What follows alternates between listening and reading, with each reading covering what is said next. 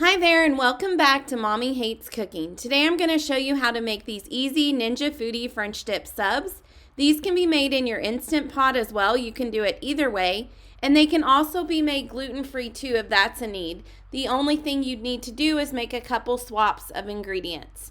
So let's get started with what you'll need. You will need 1 tablespoon of olive oil, 3-pound beef chuck roast, a teaspoon of salt, and half a teaspoon of pepper, along with 1 teaspoon of garlic powder, half a teaspoon of onion powder, 2 cups of beef broth, then a packet of gluten-free or regular brown gravy or au jus sauce, mix. You'll also need 12 slices of provolone cheese and then 8 gluten-free or regular hoagie rolls, and this does serve about 8, so you will also be able to serve plenty with this recipe. The first thing you'll need to do is add in the olive oil to the pot of the Ninja Foodi. So you are just going to add this right in, and then I like to use a brush and get it coated over the pot of the Foodi because it kind of drizzles down to one side.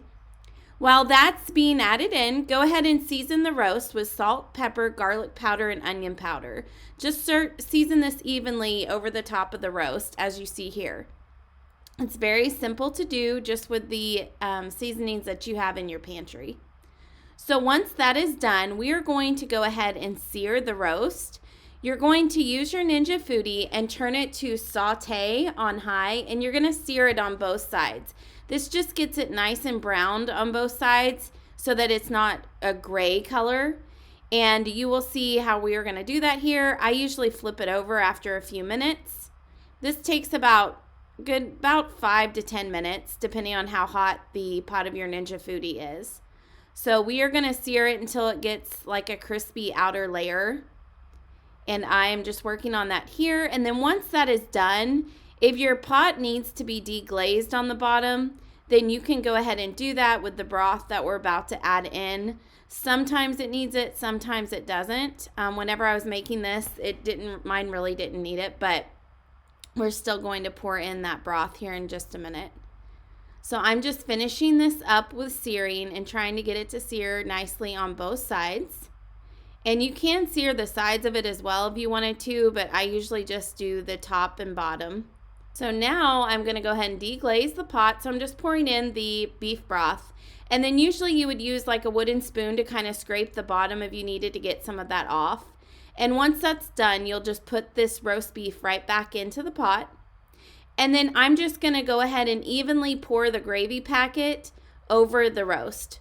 So you'll see that I'm doing that here in just a second. You just evenly pour it over this. So this recipe is super simple. It only uses basically pantry style ingredients. This is one of those easy go-to recipes if you're in a hurry. The one thing you need to remember is that it is going to take about 2 hours to cook. So this is a great one to sit and forget. For instance, if you have to help kids with homework or whatever it may be, but it is going to take at least 2 hours. You just really don't do much with it. It's mostly cooking in your Ninja Foodi during that time. So you saw there that the roast was added back and it was covered with the gravy packet. Now I'm going to go ahead and secure the pressure cooker lid and set the nozzle to seal. I'm going to cook this on high pressure for 60 minutes, and then once it's done, I'm going to naturally release it, which means I'm doing nothing for 25 minutes. Then you're going to go ahead and carefully turn the nozzle to vent and let the rest of the steam vent out and then remove the lid. So now I've got that lid taken off, and I'm going to just transfer the meat over to a plate and serve it with cheese on the hoagie rolls. And you can use the liquid for dipping too if you want.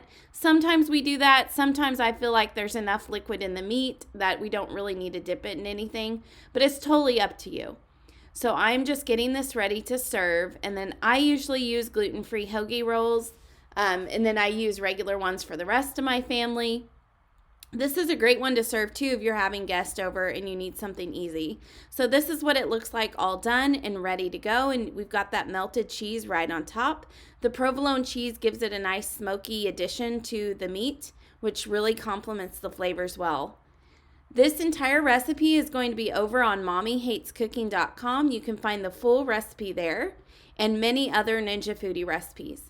I hope you all enjoyed learning how to make these Ninja Foodi French dip subs. And be sure to like and subscribe so that you do not miss the next recipe. Thanks so much for joining in today.